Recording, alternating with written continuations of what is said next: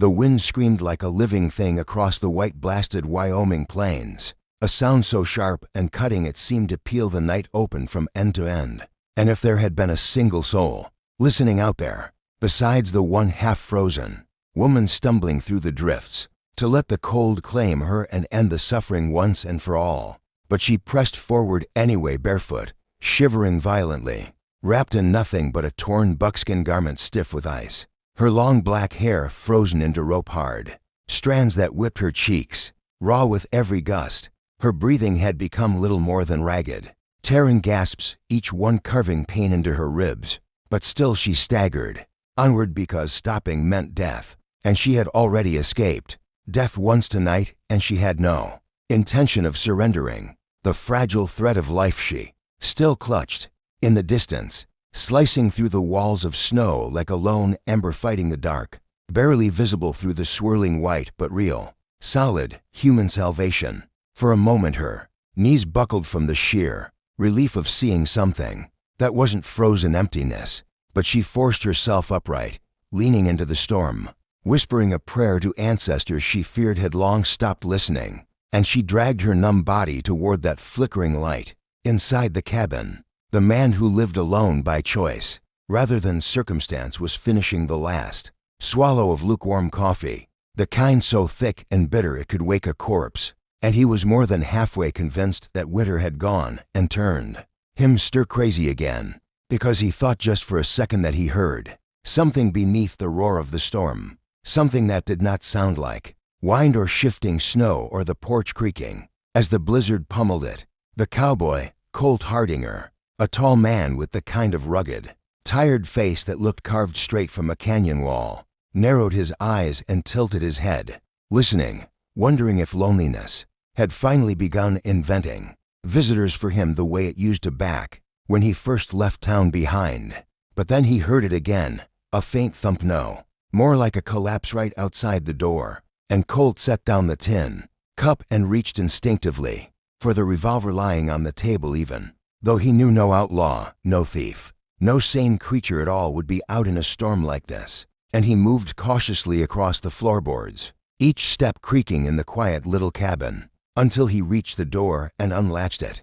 The instant he pulled it open, the wind nearly ripped it out of his hands, slamming snow into his face. But he planted his boots and leaned forward, squinting into the night, and froze, because lying half buried at his feet was a woman, her skin blue-gray, her clothes frozen stiff, her hair caked with ice, and she had the unmistakable high cheekbone features of the Apache. For a long moment he simply stared, shocked not only because an Apache woman was dying on his doorstep, but because she could not be this far north. Apaches didn't belong in these lands, and the mere fact she was here meant something deeply wrong had happened. She tried to lift her head, tried to speak, but all that came out was a hoarse rasp swallowed by the wind. And maybe it was instinct, maybe mercy, maybe something older and stronger than either. But Colt shoved the gun back into its holster, reached down, and scooped her limp body into his arms.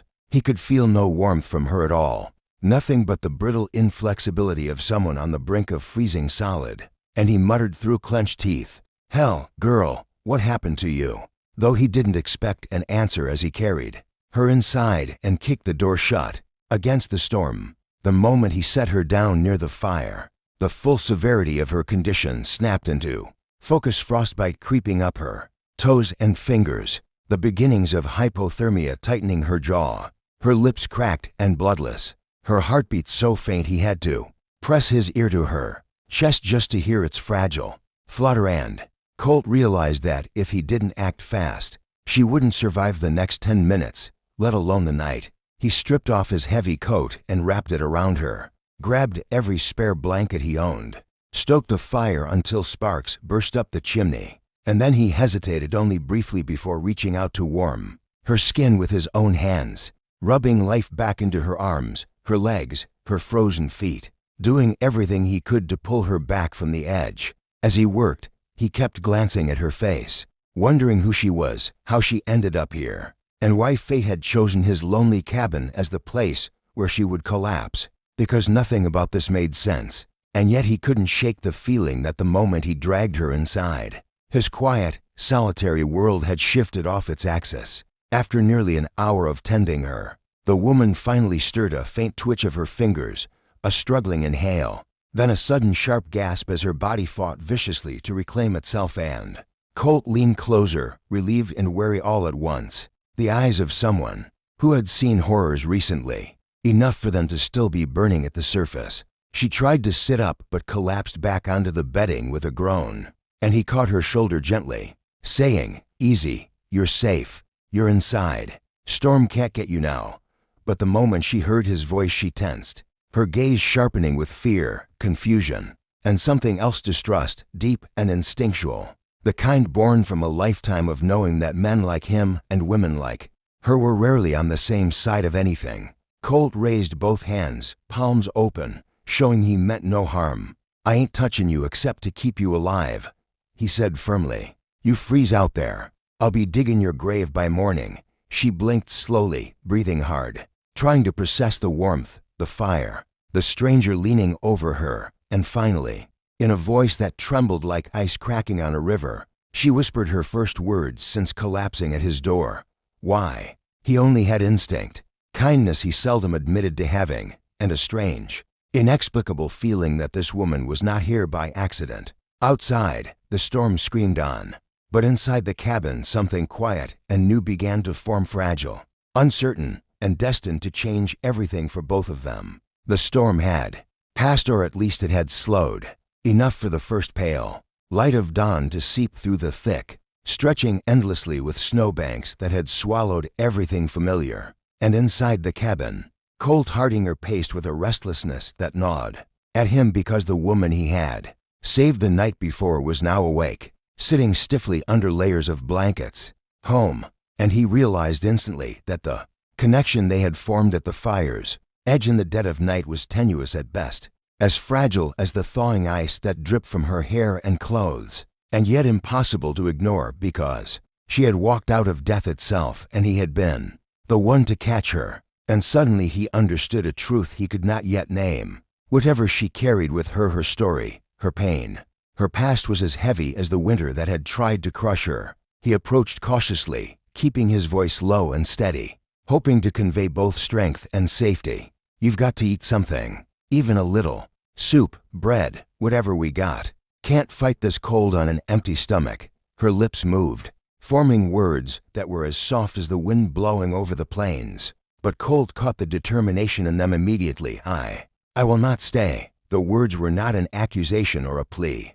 They were a warning. And Colt, who had spent years alone and trusted no one, felt the weight of that determination pressing against the walls of his heart. And though he would never admit it out loud, he knew she was right. She couldn't stay here. Yet he also knew, instinctively, that letting her leave now would be a death sentence. He forced himself to sit across from her, his hands resting on his knees, careful not to make sudden movements that might spook her. And he said slowly, "You don't have to tell me anything. Not now. Not yet. Just stay inside, warm up. I'll make breakfast. You need it." For a long moment, she watched him, the subtle promise of safety she had no choice but to accept.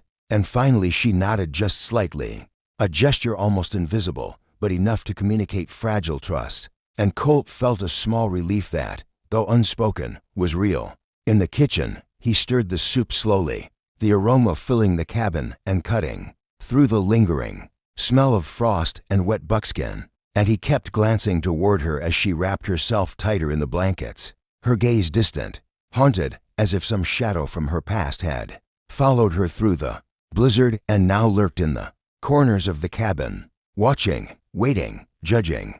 "You've been walking a long time," he said, not as a question but an observation. And when she didn't respond immediately, he added softly, "You don't have to tell me where you came from. I just want to help you live through today." She swallowed hard, her eyes flicking toward the fire, toward the heat that made her stiff body ache with relief. And finally, a whisper, They were after me." The words were barely audible, yet they hung in the air like a blade, slicing through the calm he had tried to build. Because Colt knew instantly that whoever they were dangerous, relentless, and that her journey was far from over. He set down the spoon and knelt beside her, careful not to crowd her, and said, "No one's coming in here. You're safe. I swear it." Her lips trembled, and for a moment she looked almost childlike, as if the fear she carried had been too heavy to hold any longer, letting the exhaustion she had fought for days finally take hold. Colt watched her quietly, aware of the silence stretching between them, and he realized something that surprised him.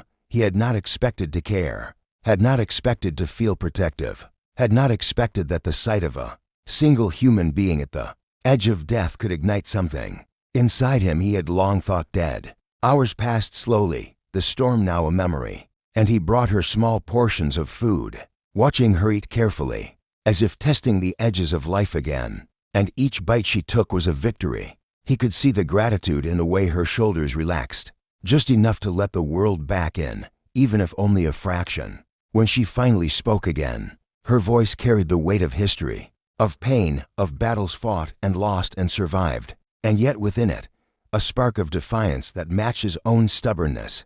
"I must leave before nightfall. They will find me." Colt nodded, understanding the inevitability of her journey, and yet he couldn't ignore the bond forming between them, fragile but undeniable, because she had trusted him with her life, and he knew that trust was a chain, stronger than any snowstorm. "Then we make a plan," he said firmly. "You don't have to go out there blind. Not today, not while it's still dangerous. We can get you to safety, somewhere they won't find you. But you have to trust me. Just a little." She looked at him, and for the first time since he found her, he smiled faintly, a mix of gratitude and suspicion. And he said, I can try." Outside, the wind began to pick up again, whispering promises of new storms. But inside, in the small, warm cabin, to people one hardened by the plains, and as Colt pored over maps and she traced the routes with trembling fingers, a new understanding formed. The world was still cruel, still cold, but together, for this moment, they had something no storm could steal: life, warmth, and the beginning of a bond that might just save them both. And as the camera of life would follow them, viewers would see courage, resilience, and the undeniable truth that even when she had nothing, even when the odds were stacked against her, someone still opened a door, someone still offered safety, someone still let a woman in. And that, my friends, was worth subscribing for, because stories like this were rare, true, and unforgettable. A reminder that human kindness could arrive in the most frozen places, in the most desperate times, and that no matter how far you've fallen, hope could be extended by a stranger willing to step into the storm with you.